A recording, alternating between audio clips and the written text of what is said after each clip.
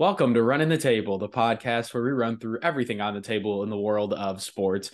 And the draft is very quickly approaching, too soon for some of us. So, what we're going to do in spirit is do our annual mock draft. We do it every year. We're going to hop in PFF mock drafts and we're going to go through the first round. So, Tim, are you ready to go? One round, 31 picks this time. Let's run it. Dolphins, you got your pick forfeited. Yikes. So how this is going to work is Tim and I are going to alternate picks, but of course we're each going to be taking the pick of our favorite team. Like, for example, I'm going to take the Packers pick. Tim, you're going to take the Bears pick, and Bears. so on and so forth. But I think I'm going to start it off. The Carolina Panthers. It's pretty obvious who they're going to take here. Bryce Young. They need a QB. Book it. Yeah. I mean, to me, it just makes sense. So Best I QB in the completely draft. agree on that one. Yeah, I agree. And obviously, we have seen some stuff lately in terms of this guy's draft stock dropping a bit. I still firmly believe that the Texans will take their quarterback, and no, it will not be Will Levis. Please no. I have them taking C.J. Stroud at the second pick. I still think his ability, his assets make him worthy of that second pick. Fair enough. I mean, it'll vary. Like, we don't really know who's the Texans are going to take here. They could take CJ Stroud. They could take Anthony Richardson. They could turn around and take Will Levis. But that would be arguably the biggest mistake of that franchise's existence. And they also drafted Deshaun Watson. Wow. With the third overall pick, I'll step up to the podium as the Arizona Cardinals and take the best player overall, Will Anderson. There's really not much to say about it. Agree with that. You have to go best player available in a situation like this. You already have your quarterback in Kyler Murray. I actually saw a mock draft where the Cardinals took CJ Stroud, which is really interesting after Kyler Murray got all the guaranteed money. You're going to want to build around him. And especially with a guy like JJ Watt just exiting, you're going to want to replace that. Plus, Will Anderson's just stupid talented. He's a phenomenal talent. Yeah, absolutely. There's no reason in my mind not to take him, especially with the need of JJ Watt retiring. Of course. So I'm now on the clock with the fourth pick as the Indianapolis Colts. So I obviously know quite a few Colts fans, and one in particular in terms of players that because I think it's pretty clear here that they're going to take a quarterback. Obviously, we've heard a decent amount of things. Knowing what I've heard about their GM and their general organization, I think that they will go and take Anthony Richardson at 4. Wow. I will say there's a possibility that they take Levis, and for the sake of Indianapolis Colts fans, I sure as hell hope don't do that to them. Don't do that. And that's why I'm not going to do it. I'm not going to do it to them. Make sure they keep their sanity, please. Richardson, as much as he's a project quarterback, I think it would not be a bad fit for them there. I think that's the main reason why they aren't really that interested in going for Lamar. They would rather go with sort of a little bit unproven, get your homegrown guy prospect. Yes. Yeah. And with Seattle here on the clock, then you come to an interesting scenario. I actually think they're going to take Christian Gonzalez here, recreate the way they did in the Legion of Boom. I don't really think you can go wrong with that pick. You see the needs listed as offensive line and defensive line. I think if you pair Christian Gonzalez with Tariq Woolen, you'll get monsters in the secondary. No, I mean, that is true. Not necessarily something that I saw coming, but obviously we saw with last year's draft. We're also not even necessarily factoring in any potential draft day trades, which we saw last year. They were all over the place. But here I am on the clock with the 6th pick. And I think with what the Lions have done over this past year in this offseason, with trading Jeff Okudah, I think they need to shore up secondary as well. I have them taking Devon Witherspoon from Illinois. I think that's going to be the best move for them. They really need to work on that defense. They've got, some offensive weapons that have stepped up lately, but they need more help on defense there. So nice. I think that's a really good pick for them too. Just shore up that secondary a little bit more, get that defense up to stuff. And here I am with the Raiders. You could see me cheating a little bit, scrolling down, like what would be the most Raiders pick ever? And a guy that absolutely blew up the combine, raised his draft stock. It's exactly what the Raiders. This is a prototypical Raiders pick. I'm going with Nolan Smith. I would not necessarily put it past him. And, put another guy on the opposite side of Max Crosby would not be necessarily a bad idea. But I'm not sure if number 7 is where Nolan Smith should go. But here I am on the 8th pick with the Falcons. The Falcons obviously have quite a few needs. It says need here as a quarterback. I don't see them doing it. I don't think that's. I think they're just going to let it ride with Desmond Ridder one more year.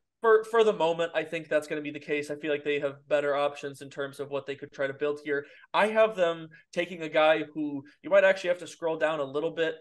His draft stock has been improving a lot lately. I've seen him being talked a lot more lately, and that would be Tyree Wilson, the edge from Texas Tech. So he's actually pretty far. Oh, he's down there, I think. Yeah, he's pretty far down there. He's down there. That's on me. I didn't go down far enough.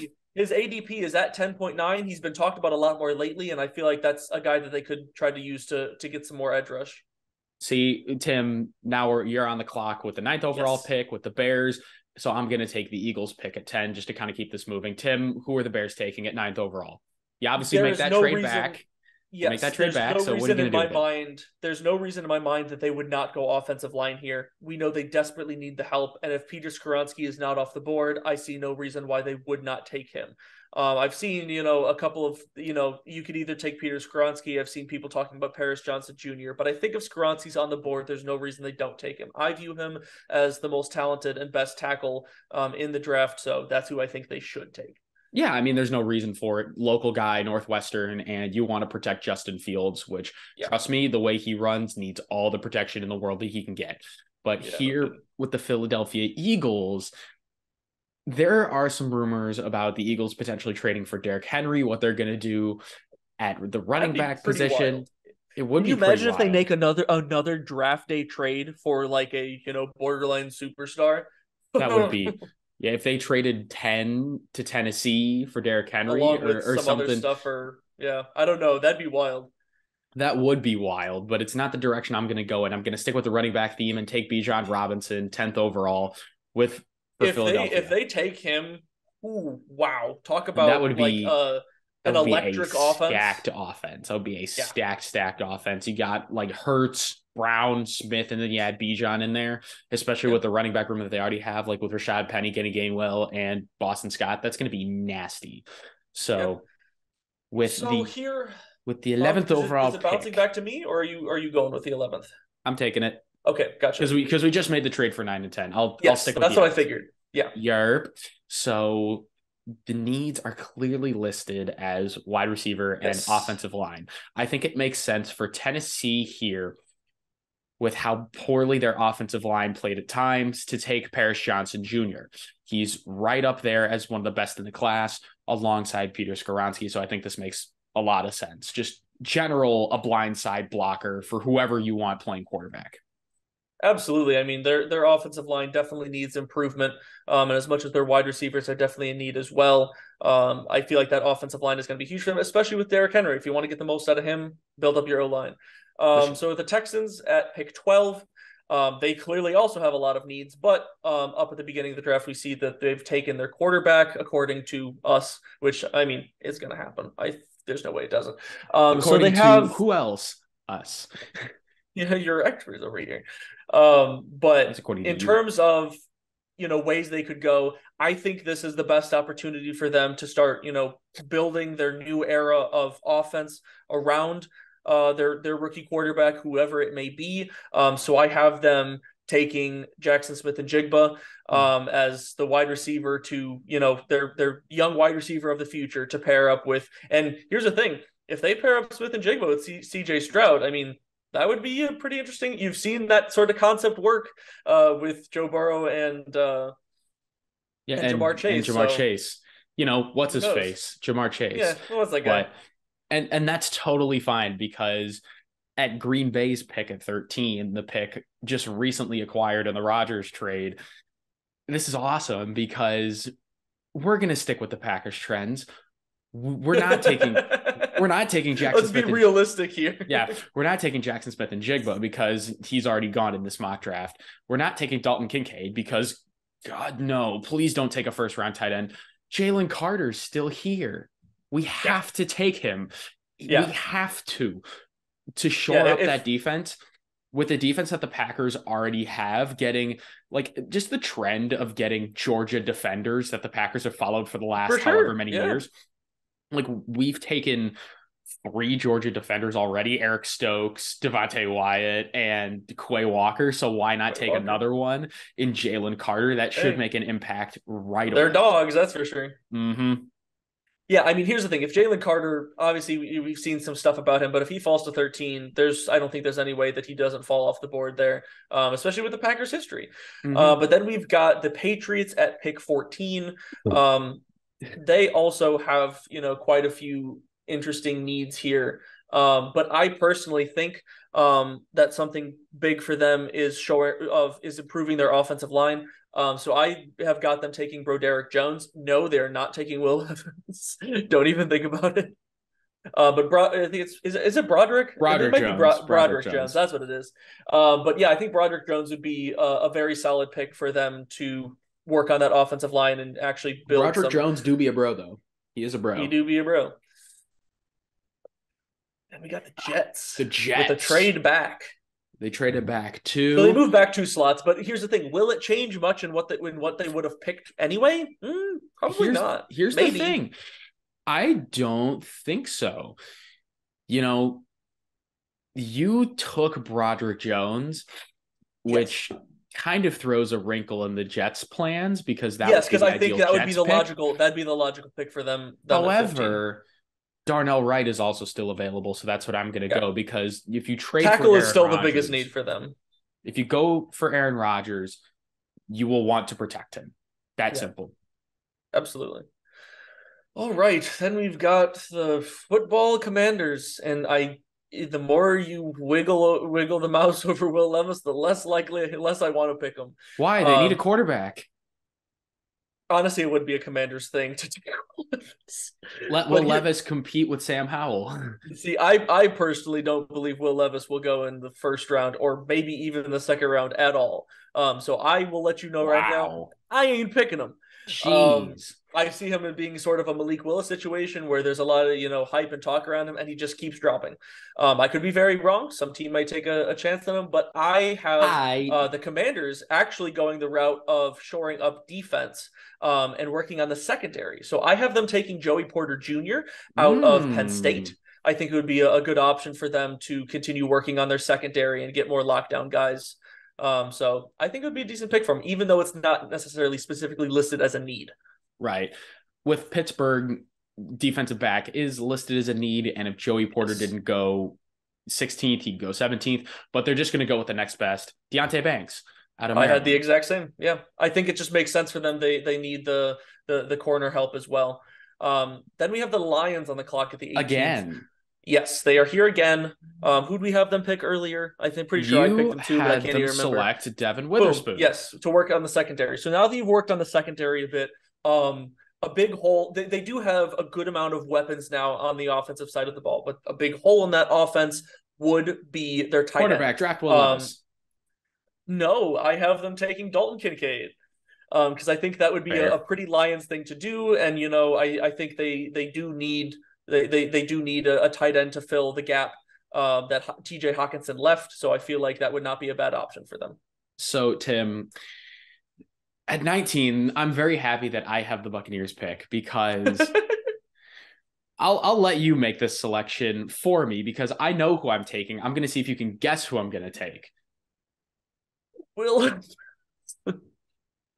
You'd be absolutely correct. I have the Buccaneers taking Will Levis at 19. I mean, it's very possible. Because if you really think that Baker Mayfield is going to be a long-term solution, then he's not. Like this. I figure that I think they'll probably just stick with him for now, and potentially look to build for the future in the future. But Will Levis, I mean, if they believe in him, if they believe in the mayo and bananas, then go for it.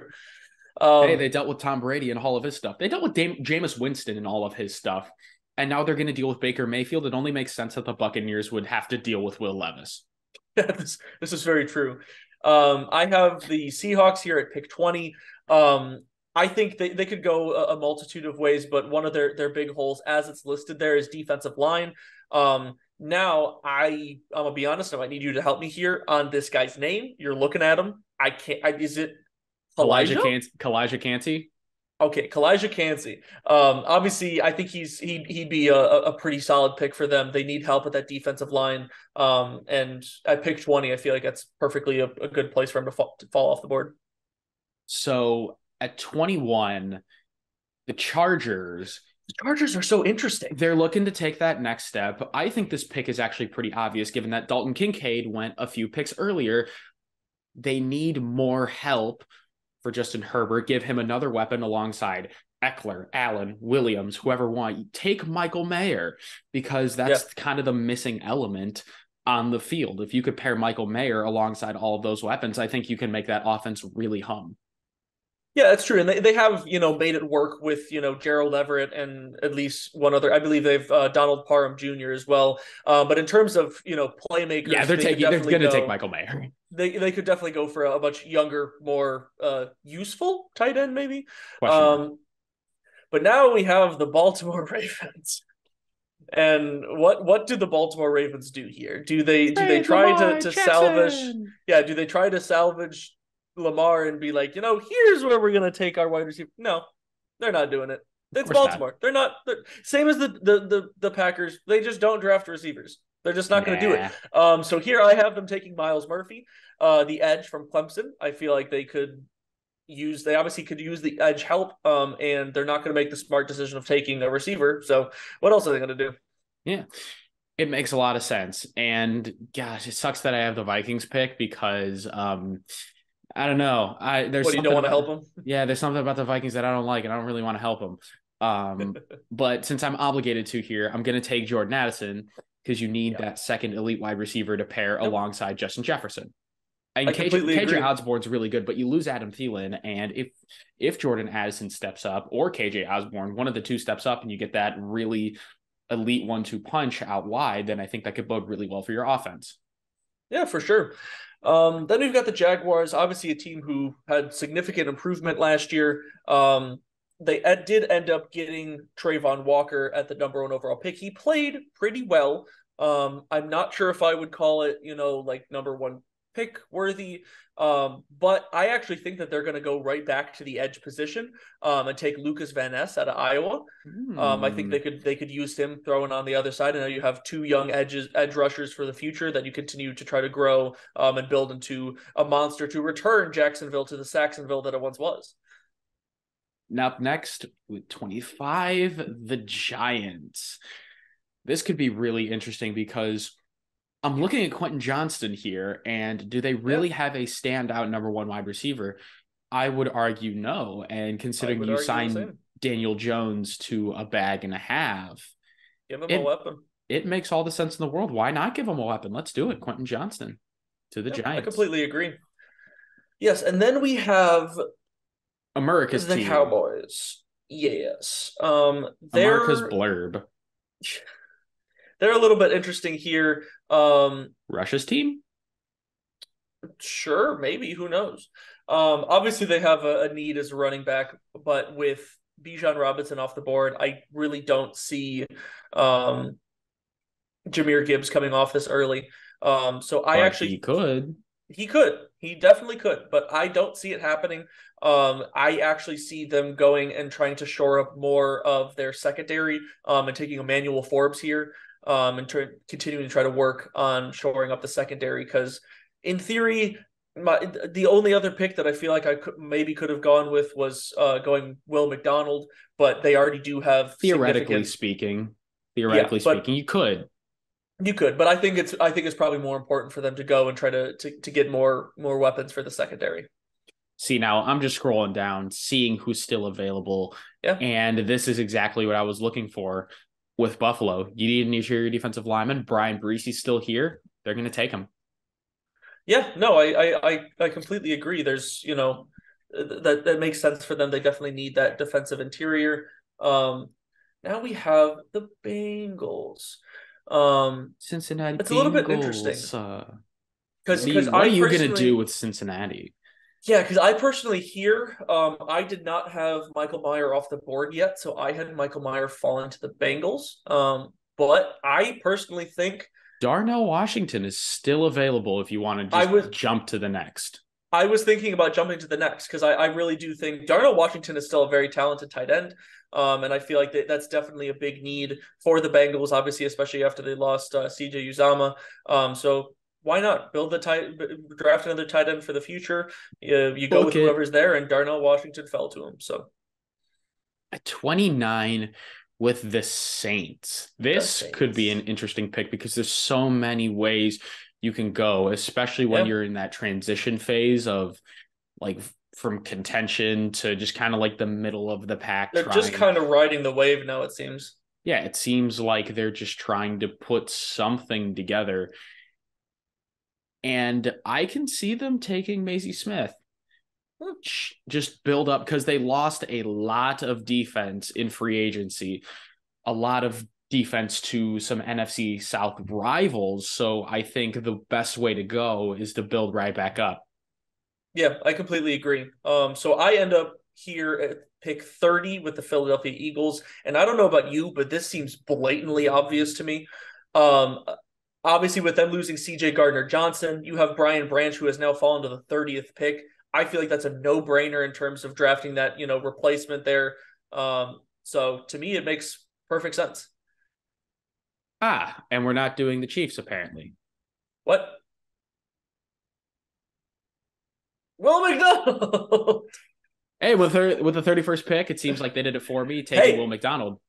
guess what? That's actually who I had them taking at the 31st pick. I think it would not be a bad option for them at all to pair him along the outside there with Karlaftis from last year. Again, a similar situation where you have your two young edges that you now prepare for the future with. So I don't hate that pick. I don't either. But that's all we got for our NFL mock draft. The draft is right around the corner. We're so Really excited sneaks for it. up on you. And then we're going to evaluate it, see how these teams do, and see how Yep. our picks do. But if you want more from us, we have so much more content, NFL, MLB, college basketball, and anything else you guys want to see. But if you want more, like and subscribe. And until next time, we out.